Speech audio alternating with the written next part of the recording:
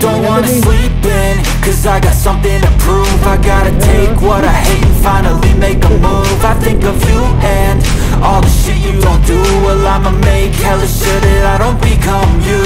I have no regrets, yeah, I'll tie up my chest. I'll never forget what it's like to be in debt. Been stabbed in the back bed, I'll show you what happens. Pass me the mic and I'll show you with action.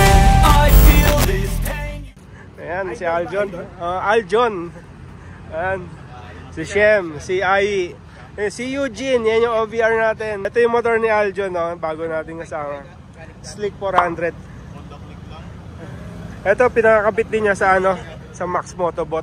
Yung kung saan tayo nagpakabit. Hindi, Aljon, di pwedeng ano, pa ilalim? Sa ilalim ilagay? Kailangan ano, butasan. Ah. May bubutasan na iyo. Ayaw mong paano, pabutas. Ayan, no? Nakalabas yung ano niya, MDL niya. Ito din yung pinakabit natin. Senlo. Diba? Yan ang Slick 400. 400cc rin to, mga ka-JTEC. Pinakamurang scooter na yan. Magkano ba to? 288. 288. Akala ko may 300 plus din siya. Ayan. Basta lahat. 288. Mga ka-JTEC, no? Naka-ABS na rin ang front rear niya. Front at rear. Naka-ano na rin siya, oh. Dual channel ABS. Ayan. Pero single ano lang siya. Single disc brake. No? Sa atin ba? Sa atin dalawa. Si Kimco dalawa. Ayan, dalawa siya. Ito 288 mga JTEC. Meron na kayo Maxi 400 brake lever. Gusto niya try, ha? Ayan. Ganda ng ano niya, oh. Tapos may mga mode siya. Ayan. Pag in-off mo siya, ang ganda ng intro niya. Para nakita ko, eh. Ayun, oh. Diba? Tapos yung ano niya, yung typical na odometer. Pero digital ba siya pagka umaandar? Yung pwede rin mamili ng ano, settings na yan. Tapos ganon. ayan, speed. Ayun, ayan, digital din. Makikita mo yung ano mo, speed mo. Meron din dito. Tapos ayan, check engine, mga ano, oil, and RPM. Ayos din. Hindi siya adjustable, no? Hindi po adjustable. Tapos ito yung mga stock niya. Yan yung ignition switch niya. Keyless. Ayos. Mamaya tignan natin ulit. Yan. Yan yung ilaw niya, oh. Ano na rin siya, projector type nga yung headlight na to, eh, no? Projector type siya. Diba? ABS dual channel. Pati yung ano, pati likod. Kaya maganda. Hey. Yung mga ka-JTEC, itatry ni Anjo yung ano natin, yung game ko. Ayan. Nabudol natin siya nung bumili ng Maxi scooter. So ito yung binili niya, Click 400. Ayan.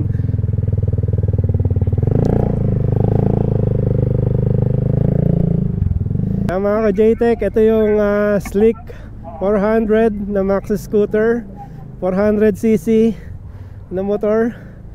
So itatry natin i-ride. Ganon din yung starter nya, no? Kailangan press mo rin to, tapos bago mo siya start. Yan, no? Yan, naka-stock ano siya, naka-stock muffler pa. So kaya hindi pa siya ano, wala pang ingay yung tunog. Mas malakas yung ano na to, batak, ha? Yung initial na hatak nya, no? Si Kim ko kasi medyo pag tin-throttle mo, ito yung ano nya, oh. May ano kagad ang tawag dito, parang ang baba nung ano nya, nung silinyador nya. Okay, try natin.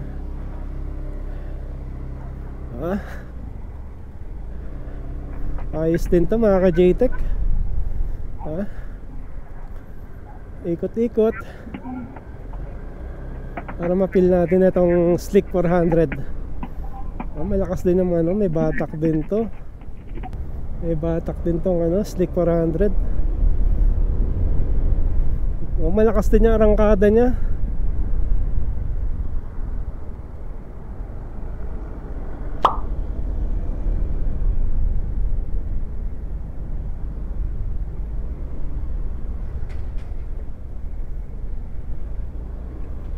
Ang sarap din. Talaga pagka maxi scooter talaga para ka nag-ano lang na to, nagmumotor lang talaga ng mga 160cc. Tapos yung shock niya medyo nalubak ako kanina. Steep din, parang ano din, exciting din. Lubak natin konti dito. Ayan no. Ramdam mo rin yung ano, may batak din siya pagka uno throttle mo. Ano din, nangihila rin. May torque din, may torque. Ayan. So dito tayo, vlog lang natin ito. Tapos yung seat height niya, napakababa. O tinan mo, flat footed ako. Mga ka-JTech, ito i-vlog natin dito. Ito maganda yung ano dito eh. Ayan dito, yung may brick sa likod. Ayan. Okay. Ayan mga ka-JTech, here's the Slick 400cc maxi scooter. Ayan talaga meron siya ditong sticker, decal 400. So hindi to magkakamali ang mga enforcer dito na hulihin, no? Kasi everywhere 400 and then 400. Ayan. Ito, nahiram natin to sa ating subscriber si Aljon. Ayan, ito yung kanyang motor at nakasama natin siya sa ride. Reviewin lang natin ito. So dito, mapapansin mo dito sa gulong niya, single disc brake lang siya. So unlike sa maxi scooter na exciting BS, double disc brake siya. So dual, no? Ito single lang. Yeah, normally naman kasi sa mga 400cc, single disc brake lang talaga. Pero meron kasi mga upgraded na mga version like yung exciting BS na double disc brake na yung kinabit nila. Tapos dito, sa harapan makikita mo meron siyang daytime running light. Ayan no, parang yung pinakakilay niya, no? Daytime running light. Ayan no. Tapos mapapansin mo rin sa ilaw niya, para naka-projector type na siya. Yung wind visor niya non-adjustable. Ayan. So fix siya, hindi siya na-adjust. Tapos ito yung side mirror niya, carbon finish yung design niya. Ayan o, carbon. Okay, both. Tapos ang ano niya, ang side mirror niya hindi siya naka-integrate dito sa handlebar. So naka-separate siya. Nandito siya sa front, which is maganda. So unlike do sa exciting natin dito, so better talaga na nandito. Pero exciting, pwede may option na pag ganito mo, bibili mo lang siya ng bracket, no? Pero ito, ayan, nakaganyan na, no need to upgrade. Ito yung panel niya, ignition switch, keyless siya. Ayan. So yung ignition, nandito rin yung pag open ng tank. So depende do sa pag rotate mo. Yun. Ayan, pag open ng tank, no? Dito siya. Ayan. So yung pag open ng tank, pag on, tapos mapapansin mo dito, yan, pag on mo ng ito yung initial screen niya. Yan, ang ganda, di ba? FKM. Yan. Yan, ganito yung odometer niya. Pwede mo siyang iset to view yung kilometer per hour na digital. Tapos meron din siya dito mga gauge RPM. Tapos yung speedometer, ayan din, speedometer. No?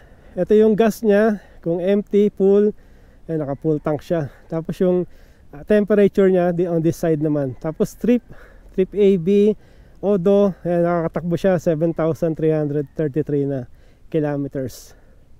Ito yung controls niya dito sa handlebar. Ayan, meron siya dito yung hazard niya nandito sa ibabaw. Ayan, kill switch ng ilaw, headlight. Ayan, tapos ito yung ignition niya na button. Tapos on the other side, ito yung high beam, low beam, passing. Tapos yung left and right, busina.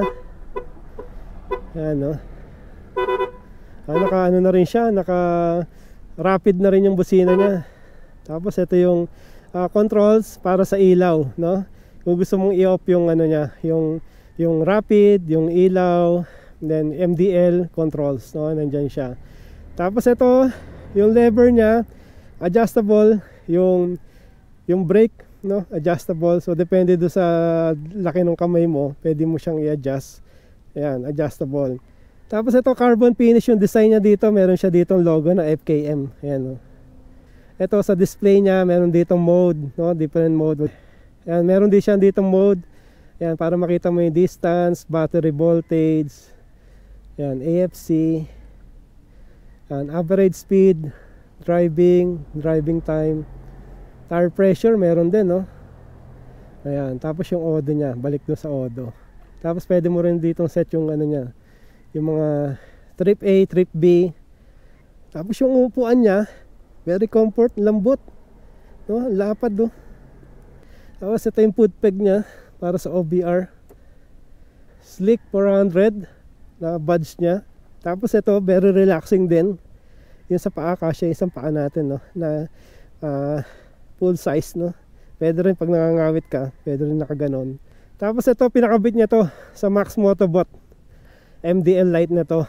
Sabi kasi pwede to ilagay sa ilalim actually, pero bubutasan daw, so ayaw niyang pabutas. So kaya ganyan na lang. So nilabas na lang na ganyan. Yan, okay naman, diba? At least expose yung ano, talagang yung buga. Sa kalsada talaga yung buga. Tapos ito yung ano niya, yung pipe niya stuck pa rin. Yan ang Slick 400 mga ka-JTech. Ito yung signal light niya. Tingnan natin kung naka LED na rin, naka LED na rin yung signal light niya. LED. Tapos LED projector, headlight. Meron siya ditong daytime running light. Ayan, ganda.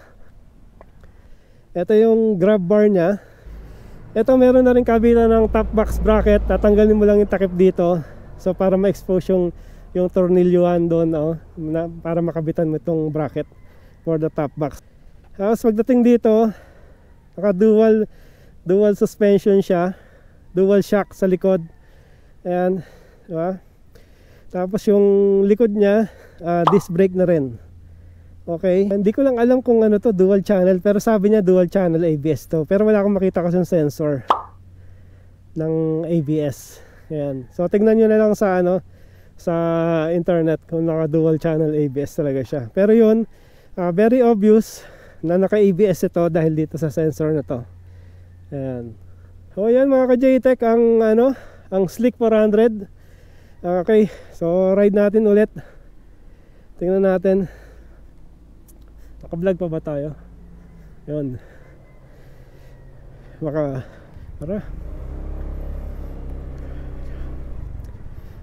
yung una kong napansin sa kanya, mabilis yung ano niya, yung arangkada.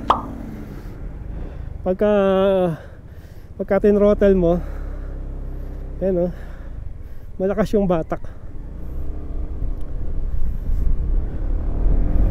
Bilis din, diba? Malakas.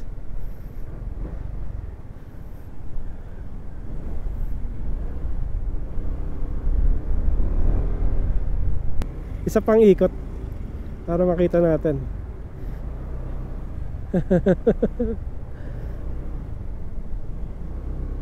Lakas niya. Pwede rin sa bangkingan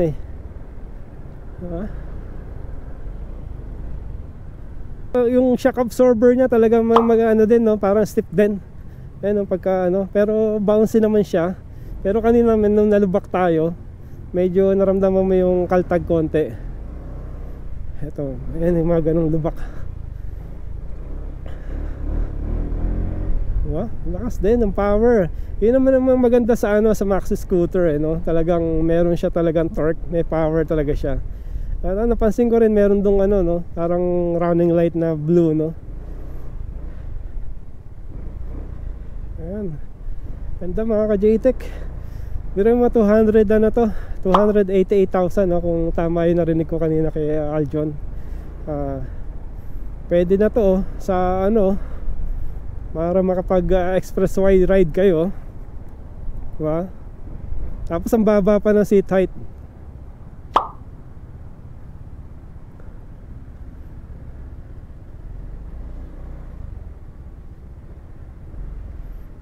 Ayan, diba? Ayan yung mga tropa tips. Okay. Ayan mga ka-JTech, ang Slick 400. Ayan. Tapos pagdating dito, ito yung CVT nya, oh. Meron siyang parang ano dito, carbon design. Ayan. Gawa pala to ng FKM. Ayan, FKM. Tested na rin to sa ibang bansa, no? Pero sa atin, nag-i-start pa lang to. So ayan, kung gusto niyo siya ng maxi scooter na 400cc, so yan yung alternate option nyo for the maxi scooter. Kung ayaw nyo ng ano, ng Kymco, so ito yung ating Kymco Exciting. Okay, ka-JTech, yan yung ating vlog para sa FKM Slick 400 maxi scooter. Bye bye. Slick.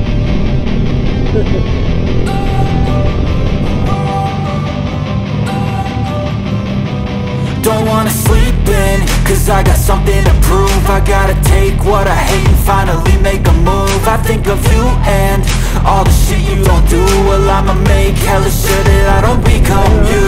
I have no regrets, yeah, I'll tie up my chest. I'll never forget what it's like to be in debt. Been stabbed in the back bed, I'll show you what happens. Pass me the mic and I'll show you with action. I feel this pain, you already know. Turn that to gains, let my money show. I've got these things that I can't let go. Watch me turn this life into something that you could never own. I